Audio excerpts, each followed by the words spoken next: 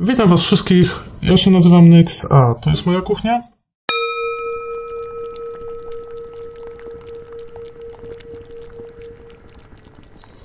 Witam, dziś spotykamy się w nietypowej sytuacji, na świeżym powietrzu. Opuściliśmy 4 ściany kuchni czarownika, żeby udać się na magiczną wyprawę. Celem naszej porannej wędrówki będzie zdobycie magicznej wody, która nazywana jest milczącą wodą. Jest to jeden z najpotężniejszych rodzajów wody używany w tradycyjnym czarostwie. I dzisiaj nauczę was, w jaki sposób go pozyskiwać i w jaki sposób z niego korzystać. Zacznijmy więc może od tego, do czego właściwie używa się milczącej wody. Milcząca woda jest wodą, która posiada ogromny potencjał oczyszczający. Przede wszystkim możecie jej używać do oczyszczania osób, miejsc i przedmiotów ze wszelkich negatywnych wpływów. To jest ze wszelkich klątw, zaklęć, uroków, obecności negatywnych duchów, zwłaszcza duchów zmarłych, obecności duchów chorób, czy jakichkolwiek niepozytywnych wibracji. Jest to bardzo silna woda i powinna być używana mądrze. Jest również świetnym wyborem, jeżeli chodzi o wykonywanie wody święconej. Wodę święconą oczywiście powinien wykonywać kapłan jakiejś tradycji, ale jeżeli nie macie dostępu do kapłana, możecie po prostu zdobyć milczącą wodę, a następnie w domu się nad nią pomodlić. W ten sposób można stworzyć wodę błogosławioną, która jest również całkiem efektywna. W jaki sposób pozyskujemy milczącą wodę? Żeby ją zdobyć, musicie wstać grubo przed świtem, tak wcześnie, żeby móc spokojnie wrócić z nią do domu, zanim słońce wstanie. Milczącą wodę zdobywa się zwykle ze źródła, strumienia lub rzeki, to znaczy musi być to tak zwana woda żywa, czyli woda płynąca. Najlepiej przy tym, jeżeli płynie ona ze wschodu na zachód. Nie powinno się przy tym używać wody ze stawu lub jeziora, ponieważ jest to woda stojąca, czyli tak zwana woda umarłych. Woda stojąca zawsze należy do umarłych i ma zupełnie inne właściwości niż woda żywa. Do oczyszczeń, czy generalnie w większości przypadków do magii i zaklęć używamy wody żywej. Wody umarłych używa się częściej, jeżeli rzuca się klątwy. Dlaczego woda ta powinna płynąć ze wschodu na zachód? Otóż dlatego, że jeżeli nurt przebiega właśnie w tym kierunku, to mitycznie płynie on do krainy umarłych. Kraina umarłych jest na zachodzie, a więc tak naprawdę zabiera wszystko ze sobą, razem z sobą unosi do tej krainy. Więc w ten sposób właśnie wzmacnia te moce oczyszczające, gdyż wszystko, co chcecie usunąć, po prostu odchodzi do krainy zmarłych.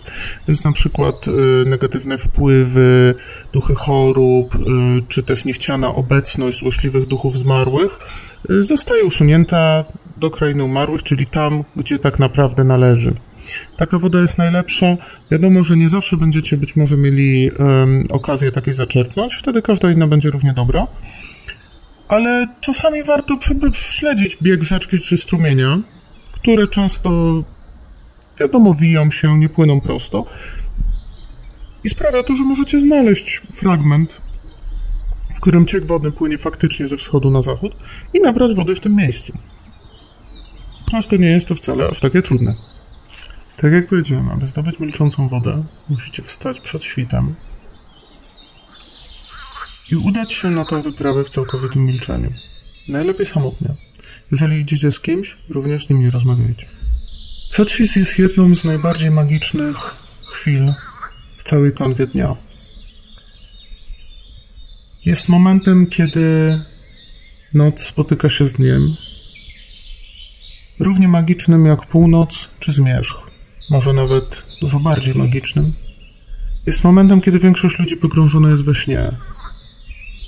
I świat materialny jest tak blisko świata snów i świata umarłych, jak nigdy w żadnym innym czasie. Dlatego nie zdziwcie się, jeżeli idąc po milczącą wodę, zauważycie kątem oka jakiś dziwny ruch, spotkacie omeny, usłyszycie dziwne dźwięki. Nie zdziwcie się, jeżeli napotkane zwierzęta nie będą do końca tylko zwierzętami. Nie zdziwcie się, jeżeli cienie będą się dziwnie poruszać lub poczujecie jakiś rodzaj przyczajonej obecności. Wszystko to jest absolutnie normalne w tej godzinie, która przeniknięta jest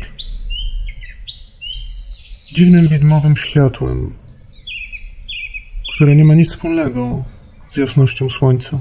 W tej godzinie mądrze jest zachować milczenie, słuchać i obserwować, co się dzieje wokół nas i uczyć się od duchów. Pamiętajcie, że jest to wyprawa nie tylko na planie fizycznym, ale także na planie duchowym. Czego będziemy potrzebowali, żeby zdobyć milczącą wodę? Przede wszystkim będziemy potrzebowali dwóch rzeczy. Jakiegoś dużego naczynia na nią. Ja wybrałem tutaj mój kocioł z miedzi.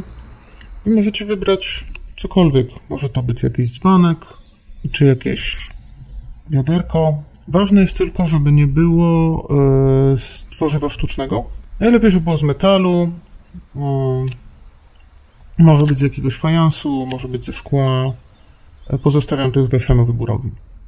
Będziemy również potrzebowali jakieś miseczki. Ja tutaj używam tradycyjnie mojej misy ze stopu srebra, ale oczywiście możecie użyć jakiejkolwiek innej miseczki.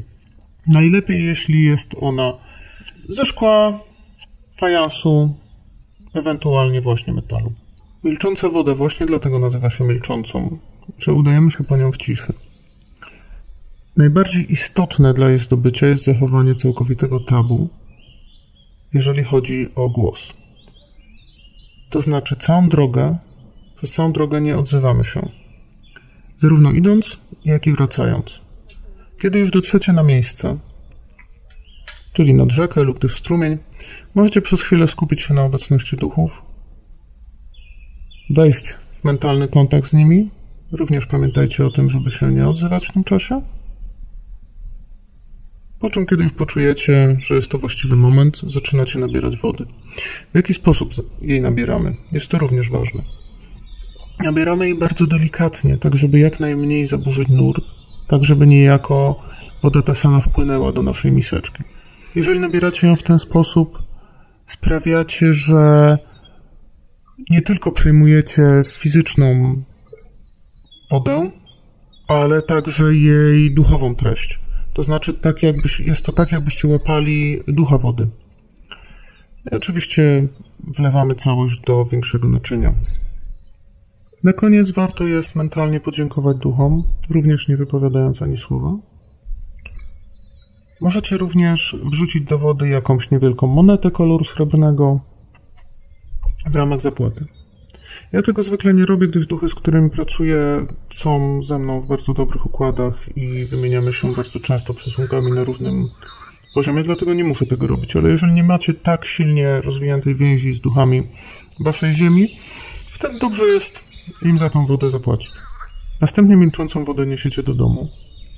I co jest ważne, niosąc ją, nie możecie przystanąć, obejrzeć się za siebie, a nie wypowiedzieć słowa. Pamiętajcie tutaj, że może to wcale nie być takim łatwym zadaniem. Duchy lubią stroić sobie różnego rodzaju dowcipy lub też mogą was po prostu sprawdzać. Więc możecie usłyszeć za sobą jakieś dziwne dźwięki, kroki, poczuć bardzo silną obecność. Możecie także poczuć, że zostawiliście coś na brzegu, po co musicie wrócić. Wszystkie te odczucia należy przezwyciężyć, skupiając się na celu, jakim jest po prostu dojście do domu. Co jest ważne, w czasie powrotu nie możecie również spotkać nikogo znajomego.